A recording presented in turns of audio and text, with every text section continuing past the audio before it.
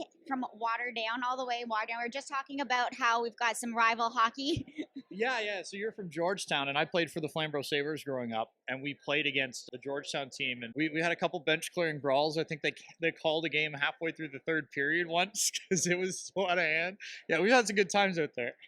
So aside from hockey, you also do some rodeos. I do. Is it here saddle bronc? I don't know what that is. So it's a bronc is a horse that basically just hasn't been broke, and there's bareback bronc riding, and then there's saddle bronc. So bareback, you just have like a rigging on the back of it, which is basically a handle you hang on to. No saddle, no nothing. Saddle bronc, you've got a saddle on there, and you've got the rein. You got to keep your free hand out. That's what I do. How old were you when you started that? I think the first time I hopped on would have been like 19, 20, something like that. And it was one of my buddies who rode is like, oh, you won't do it. It's like, all right, hold my beer, watch this. And how do your parents feel about that? My dad's good with it. I'm pretty sure it gives my mom a heart attack. She came to one rodeo. No, she came to a handful of rodeos, but one I got hung up real bad. And for those of you who don't know, it's when your boot gets stuck in the stirrup and won't.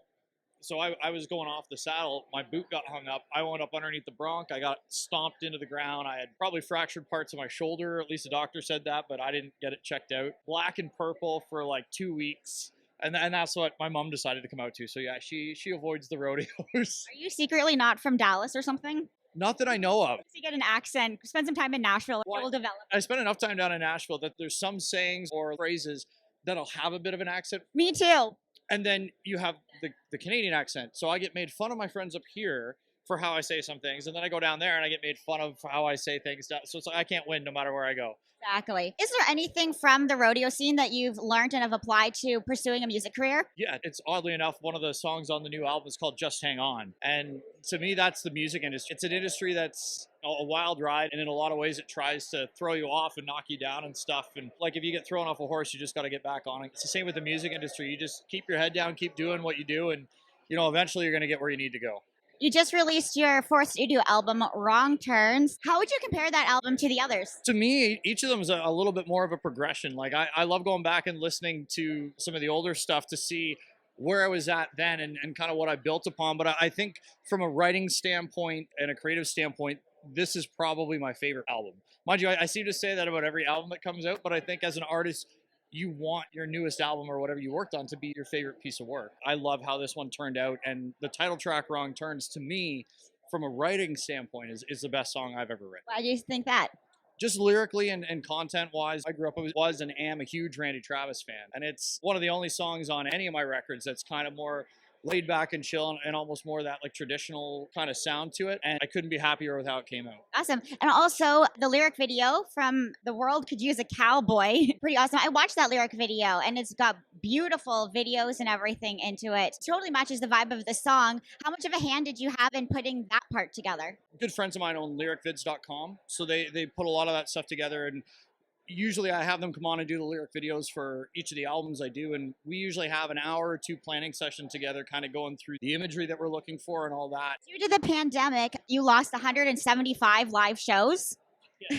What? That was per year. Oh my goodness. That's ridiculous. What were all those events supposed to be? Where are you supposed to go?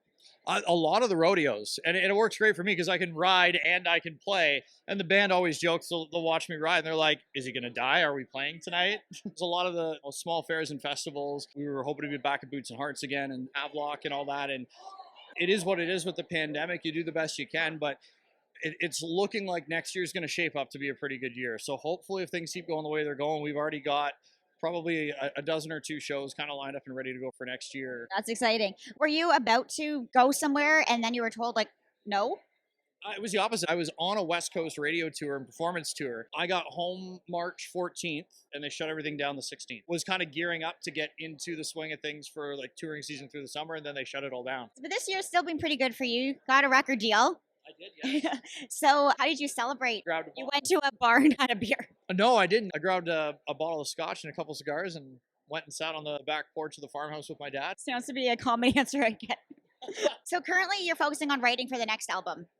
Like how do you... The next album. Already recording, but like this one's just come out. And I know. My goodness. Just have a lot of ideas up there. For the album. So this album just came out. We're already recording the next one, and we're writing for the one after that. Okay. Very creative. You don't have things in the back pocket, holding on to them, and then releasing. Nope. And normally on a project, we end up writing 100 to 200 songs for an album and then whittle it down from there. Wow. A lot of music, A lot of content. a lot of content. You're good for a while. I'm good for a while, but I write all the time. I probably write 100 to 200 songs every single year. And rather than doing a 10 or a 12 track LP album every other year, I'm doing a 6-track EP album every single year. So it's the same amount of content, but just being released as like one new album every single year gives us more social media content, more videos. Speaking of The World Could Use a Cowboy, I think it's Monday, the behind the scenes video goes out because we filmed when we were in the studio recording it. And I got the first draft of the actual music video for it back last night. So tons of stuff coming out. I was just thinking, if you have, all these songs, keeping them current still, do you ever still go back and throw in one from years ago? I have so many new songs that I've written that I want to record that I can't really justify going back and reusing one of the older ones. Okay. Yeah. Or one that you haven't released at all. When we get ready to jump in the studio, we kind of go through all the tracks that we've written, and I've already got a pretty good idea. It's like I want these ones on this project, and we're constantly writing new songs.